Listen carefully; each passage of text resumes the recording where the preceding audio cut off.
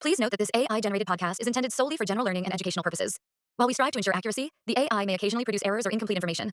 We strongly encourage you to consult qualified professionals and conduct your own due diligence before making any legal, financial, or business decisions based on the content presented here. Also, any views and opinions expressed in this podcast are those of the podcast creator alone and do not reflect or represent the views, positions, or policies of any organization, institution, or entity, past, present, or future, with which the creator is or may be affiliated. We've all seen it happen, haven't we? Legislation, maybe with the best intentions, ends up creating, well, a whole new set of problems, unintended consequences that bite hard. Absolutely. And, often those unintended consequences fall heaviest on the people who can least afford it, the most vulnerable groups in society. Exactly. But what if there was a way to get ahead of that, to sort of stress test laws before they hit the real world, using something almost like engineering precision? Well, that's precisely the idea behind what we're diving into today. It's called Policy and Legal Failure Mode and Effects Analysis, PLFMEA for short. PLFMEA. Okay. So this is a structured method, right? Designed to find those potential negative impacts, score them, and hopefully prevent them right from the drafting stage. That's it. It's about making governance more equitable, more forward-thinking by building risk assessment right into the process. It sounds like a pretty big shift from how things are often done. Oh, it is. It takes this really rigorous methodology, failure mode and effects analysis, FMEA, which is standard in manufacturing, aerospace, you name it. Right, where failure is not an option. Exactly. And it adapts that quantifiable rigor to assess the social and legal risks of a policy. It forces policymakers to really confront the potential human cost before a law is even passed. Okay, so that's the mission for this deep dive. We want to unpack this PLFMEA methodology. Let's maybe start with its engineering roots, understand the original FMEA. Good idea. Then we'll get into the specifics of PLFMEA, especially this concept you mentioned, effectability. Right, that's the key adaptation. And then to make it really concrete, we've got two case studies lined up. One's a hypothetical, a tax incentive act for freelancers in India, and the other is a real-world example looking at modernizing India's patent laws using this framework. Sounds like a plan. These examples should really show how PLFMEA can turn abstract worries about policy into, well, concrete data points that demand action. Okay, so the foundation, traditional FMEA, failure mode and effects analysis. Where did it come from? This is the bedrock methodology in fields where things absolutely cannot fail, right? Like building airplanes or cars or complex software systems. It's been around for decades. Precisely. It's all about prevention, not waiting for things to break. The whole point is to systematically think through every single way a product or a system could possibly fail before it's ever deployed. How do they quantify that risk in traditional FMEA? They use 3 dimensions. These multiply together to give you what's called the risk priority number, or RPN. Okay, what are the 3? First is severity, S. How bad would the consequences be if this specific failure happened? Right, catastrophic, minor inconvenience, somewhere in between. Second is likelihood, L, sometimes called occurrence. How likely is this particular failure mode to actually happen? Is it a 1 in a million chance or something fairly common? Got it. Severity times likelihood. What's the third? The third in traditional FMEA is detectability, D. How easily can we detect the failure if it occurs, preferably before it causes major harm? Can we spot it quickly? S times L times D gives you the RPN. A high RPN means danger, fix this now. Exactly. But now here's the pivot to policy. Laws aren't machines. When a policy fails, it doesn't just, stop working like a broken engine. No, it creates social problems, economic hardship, maybe people lose trust in the system. It's much messier. It is. And you can't just detect unfairness like you can detect a leaky valve. The consequences are often systemic and hit certain groups harder than others. So the traditional detectability factor, it doesn't really fit when you're talking about laws and their impact on people, does it? Not nearly as well. Detecting a flaw after the harm is done is, well, it's too late, often. The focus needed to shift. So what did they replace detectability with for PLFMEA? This is the crucial innovation. They swapped detectability for affectability, which we represent with A. Affectability. Okay, what does that measure? It measures the human cost, essentially, it asks. To what degree does this specific policy failure negatively impact a broad segment of the population or a particularly vulnerable segment? So it brings in the who is affected and how badly. Yeah. It's explicitly about the societal impact. Precisely. It moves the focus from just finding technical flaws to understanding the potential human harm before the policy is implemented. It acts as a kind of built-in ethical check. So the PLFMEA risk calculation becomes severity times likelihood times affectability, SXLXA. Let's break down those 3 again, but specifically in the policy context. Okay. Severity S, still on a 1 to 10 scale, measures the intensity of the harm caused by the policy failure. Are we talking minor administrative hurdles, or at the high end, say, systemic denial of rights or widespread economic exclusion for a whole demographic? That sounds like it could be subjective, though. How do you score the severity of potential social harm? Great question. It requires careful deliberation, usually by diverse expert panels. You'd bring in lawyers, economists, sociologists, maybe community representatives, people who understand the potential real-world impacts from different angles to reach a consensus score. Okay, so it's a structured process. What about likelihood? L, also 1 to 10. Yes, also 1 to 10. And this is all about the probability of that specific failure actually happening in the specific context where the policy will be applied. Context is key. You mentioned that earlier. Absolutely vital. For example, a policy that requires, say, everyone to interact with a complex government website.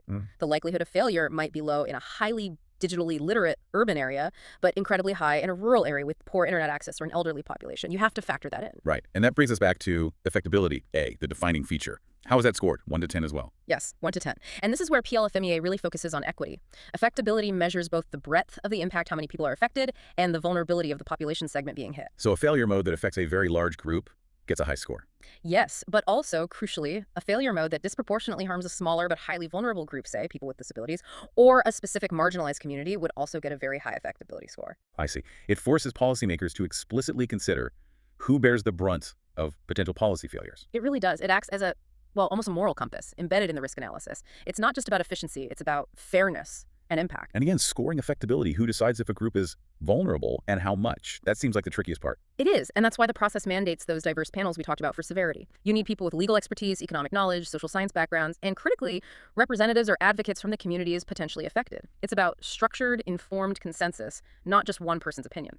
So putting it all together, RPN equals severity times likelihood times affectability, SX LXA. The maximum score being 10 by 10 by 10, which is 1,000. Correct.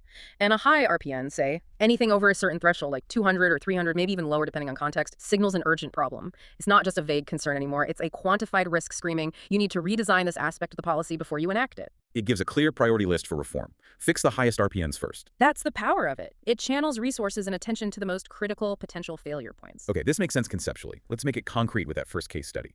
The Hypothetical Freelance Worker Tax Incentive Act 2025 for India. What was the goal there? Well, the intent was good. India has a massive and growing freelance or gig economy, and the idea was to support these workers with some tax breaks, formalize things a bit. Sounds reasonable. But the initial draft had issues. Big issues. It was incredibly rigid. For example, to qualify for the incentive, a freelancer had to prove that over 75% of their income came specifically from digital freelance platforms using only digital invoices. Okay, I can already see potential problems there. What else? Another rule was absolutely no income from a regular salary job. Even a small part-time one disqualified you entirely. And the definition of freelancer itself was apparently quite vague. Right. So they ran this draft through a PLFMEA analysis. What popped up as the biggest risk? By far, the highest RPN was attached to the exclusion of cash-paid freelancers. Because of that digital-only income-proof requirement. Exactly. Think about India's economy. There's a huge informal sector, many artisans, small traders, rural gig workers who operate primarily, sometimes exclusively, in cash. Requiring only digital invoices instantly excludes them. Okay, so how did that score in the PLFMEA breakdown? It scored really high across the board. Severity S was judged high, maybe a 7 out of 10, because it meant widespread economic exclusion for a large group. Makes sense. Likelihood L was also high, perhaps an 8. Why? Because the cash economy is incredibly persistent. It wasn't realistic to assume everyone could or would switch to purely digital overnight. Right, the context matters. And affectability A was judged very high, let's say a 9, because this failure mode hits a massive segment of the population, and one that includes many vulnerable, lower-income, rural, and digitally excluded workers. Okay, so S times L times A, 7 times 8 times 9. That's an RPN of 504. Exactly. A huge red flag. An RPN of 504 basically screams that this policy, as written, would actively worsen inequality for the very people it might claim to help. Wow. Okay, were there other significant risks flagged? Yes, 2 others stood out, though not as high as the 504. The lack of a clear definition of freelancer was a big one. The ambiguity meant it would be confusing to apply, likely leading to inconsistent enforcement. What RPN did that get, roughly? That might have scored something like, maybe moderate severity, say 5, but high likelihood, 8, because ambiguity always causes problems, and reasonably high affectability, 7, affecting many. So 5 by 8 by 7, RPN 280, still significant. Oh wait, the outline says RPN 336, maybe likelihood was higher. Let's use 336, high L, high A. Wait, RPN 336 for the definition issue. And the other one? The other was the rule penalizing hybrid income freelancers, anyone with even a small amount of salaried income being disqualified. Right, which is common, people having side hustles or transitioning. Very common. This scored maybe moderate severity, 6, moderate likelihood, 5, but quite high affectability, 7, because it affects a large group trying to make ends meet. So 6 by 5 by 7, RPN 210. So you have these scores, 504, 336, 210. They clearly tell you where the urgent problems lie. How did this analysis actually lead to changes in the Hypothetical Act? It directly drove the amendments. That massive RPN of 504 on cash exclusion demanded a major fix. They had to revamp the income verification requirement entirely. What did they change it to? Instead of digital only, the revised policy allowed freelancers to submit verified cash receipts, things of bank deposit slips confirming cash income, maybe even notarize affidavits in some cases alongside digital records. So it acknowledged the reality of the cash economy and created a pathway for those workers. That directly tackles the 504 RPN. Precisely. It brought potentially millions of rural and informal workers back into the scope of the incentive. What about the other RPNs, the hybrid income and the definition? For the RPN 210 hybrid worker problem, they relaxed the rules. They lowered the income threshold maybe from 75% freelance income down to 60%, and explicitly stated that having some salaried income alongside freelance work was acceptable as long as freelance was the primary source. More flexible, more realistic. And for the RPN 336 definition issue, they introduced a clear, legally binding definition into the Act, specifying things like the work being time-bound, task-specific, project-based, and, crucially, done without a formal employer-employee contract. So the PLFMEA process didn't just find problems, It directly guided the creation of specific targeted solutions that made the policy much more inclusive and workable. That's the key takeaway. It transformed the act from something rigid and potentially harmful into something genuinely supportive. That hypothetical case really illustrates the mechanism. Now let's turn to the real-world example, modernizing India's patent system. This involved looking at quite old legislation, right? Yes, specifically Section 10, Subsection 3 of the Patents Act of 1970 and related rules from 2003. This old provision gave the patent controller, the examiner, basically the discretionary power to demand a physical model or sample of an invention as part of the examination process. I can see how that might have made sense back in 1970 before digital design tools were common, but today... Exactly. Today, inventors rely heavily on sophisticated digital tools. Computer-aided design, CAD files, 3D simulations, detailed video demonstrations, even 3D printed prototypes, which are different from a full physical model. Asking for a full physical working model often seems archaic and unnecessary. So applying PLFMEA to this existing outdated practice, what were the main failure modes or systemic weaknesses it quantified? The analysis identified several key risks. The one with the highest RPN was unfettered examiner discretion. Meaning the examiner could ask for a model without clear rules on when or why. Precisely. There was a lack of objective criteria. This meant the decision could feel arbitrary, leading to unfairness and unpredictability for inventors. You wouldn't know if you'd suddenly face a costly request for a physical model. How did that score? It scored high on severity, maybe a 7, because arbitrariness undermines the perceived fairness of the whole patent system. Likelihood was also high, an 8, precisely because of the lack of criteria could happen often. Affectability was maybe moderate, well, a 6, affecting all applicants to some degree. So 7 by 8 by 6, RPN 336, a major systemic risk. Okay, RPN 336 for arbitrary discretion. What else? A second major risk was IP confidentiality and leakage risk. If you're forced to submit a physical prototype, especially of a sensitive pre-market invention, how is it handled? Is it secure? What happens if it gets lost, damaged, or worse, if details leak? That sounds like a huge concern, especially for cutting-edge tech. Definitely. This scored very high on severity, an 8, because a leak could destroy market advantage.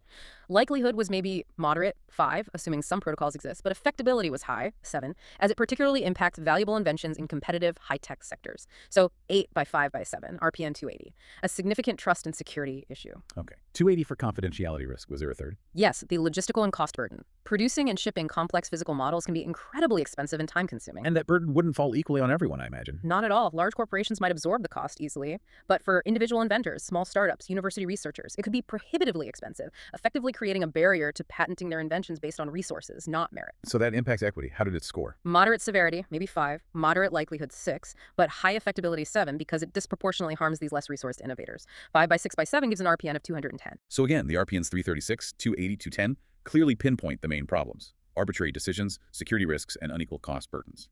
How did this analysis guide propose reforms? The high RPNs pointed directly to specific amendments. First, to counter the discretion issue, RPN 336, the main proposal was to establish a digital-first standard. Meaning digital submissions, CAD files, 3D PDFs, videos should be the norm, the default. Exactly. Encourage and formally recognize these modern formats. But critically, they also proposed a physical-only IF clause. So restricting the request for physical models? Severely restricting it. The examiner would only be able to request a physical model in exceptional circumstances, and crucially, they would have to provide a written justification explaining exactly why the digital submissions were insufficient for examination. That introduces accountability and tackles the arbitrariness head-on. Addresses the RPN 336. Correct. And to deal with the RPN 280 confidentiality risk, the proposals included mandating robust confidentiality and secure handling protocols for any physical models that are submitted under that only if clause. And giving inventors rights regarding their models. Yes, explicitly granting applicants the legal right to request the secure return or the documented destruction of their physical models after the examination is complete, building trust back into the system. So in both cases, the PLFMEA didn't just identify problems, it generated quantifiable risk scores that directly shaped targeted practical solutions. And what's really interesting is thinking about where else this could go. It's not just for drafting new laws or amending old ones. Some proponents argue PLFMEA could actually revolutionize legal challenges, litigation. How would that work? Challenging laws that are already on the books. The idea is you could use the PLFMEA framework to break down an existing statute,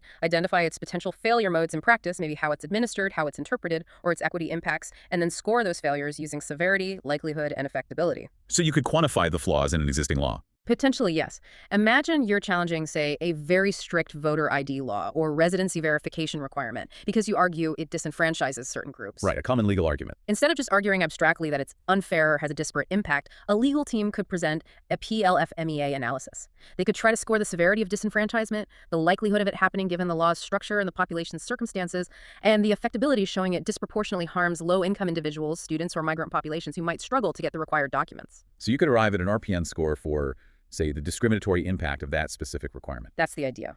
To convert the legal argument about fairness or due process into a more quantifiable risk profile, it could, theoretically, give courts a data-informed way to weigh the potential harm caused by a law against its stated purpose. That's a fascinating potential application.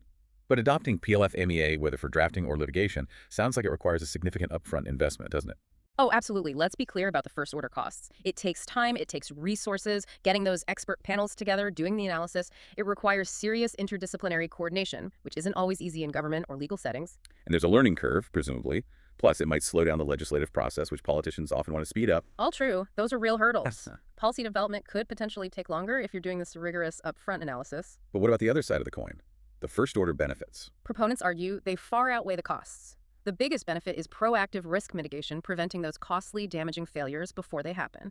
Fixing a flawed law after it's rolled out is usually way more expensive and disruptive than designing it better in the first place. And the RPN scores allow for targeted improvements, right? Yeah. You focus resources where the risk is demonstrably highest. Exactly. And crucially, that affectability factor ensures equity isn't an afterthought.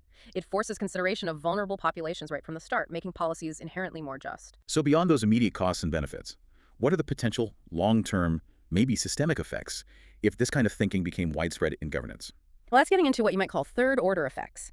The big hope is that adopting tools like PLFMEA could foster a fundamental cultural shift within government, a shift away from reactive crisis management towards proactive, foresight-based policymaking. Moving from fix it when it breaks to design it so it won't break, Right. or at least so it fails less harmfully. Precisely. It encourages a culture of evidence-based design, of continuous improvement, of seeing laws not as static pronouncements, but as systems that need to function effectively and fairly in the real world. It could make the entire legislative process more rational, more data-informed, and ultimately more responsive to the needs of all citizens. Okay, let's try and synthesize this.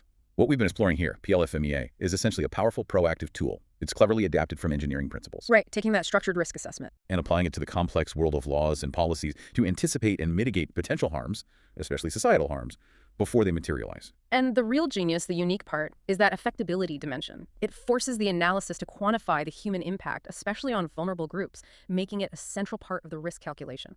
So the risk priority number, the RPN, isn't just a technical score.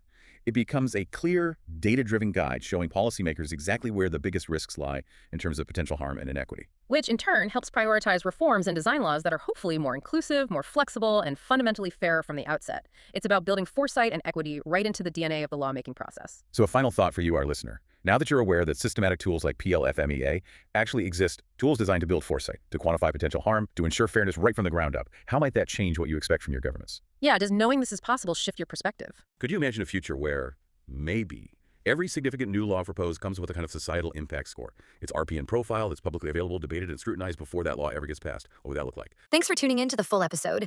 If there's any topic or case law you'd like us to cover next, share your suggestion in the comments on our latest video. And if you found value in the podcast, don't forget to like, subscribe, and hit the bell icon to stay updated.